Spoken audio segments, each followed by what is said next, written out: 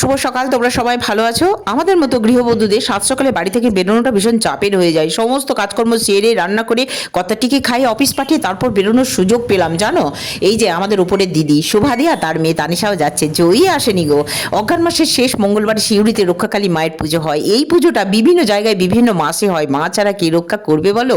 সর্বধারী মায়ের মন্দিরের কাছে এসে টোটোটা আর ঢুকলো না, ওইখান থেকে আর একটুখানি গেলেই মন্দির পেয়ে যেতাম। কি অবস্থা হলো আমাদের।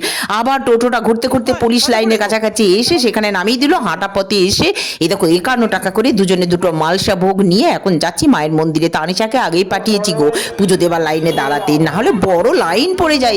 মেয়েটি দাঁড়িয়ে ছিল বলে তাড়াতাড়ি পুজো দেওয়ার সুযোগ পেলাম। আর এই যে নিম্নমানের মিষ্টিগুলো কেন যে মানুষ তৈরি করে ভগবানকে দেয় বুঝতে পারি না। দেখতে কত সুন্দর যেন, খেতে একদম ভালো না। তাই ভগবানকে কি ভালো জিনিস দেওয়া যায় না? এগুলো তো প্রসাদ হিসাবে আবার আমাদেরকে গ্রহণ করতে হবে, তাই না বলো? এটা প্রসাদের কুপন গো। রক্ষাকালী মা পুজো হবে রাত্রিবেলায়, আর সূর্যোদয়ের পূর্বেই মায়ের বিসর্জন হয়ে যাবে।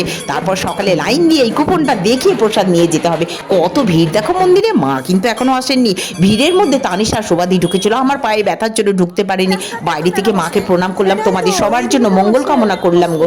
বাইরে বেরিয়ে এসে মেলাটা খুঁজে পাচ্ছি না। মন্দিরের সামনেই তো আগে মেলা বসতো, তারপর মাইকে অ্যানাউন্স করছে মন্দিরের পাশে কোথায় বসেছে। না বাবা, ভিড় ঠেলার মেলা দেখতে গেলাম না, 1:30 বেজে গেছে, বাড়ি যাই। ভালো থেকো গো তোমরা।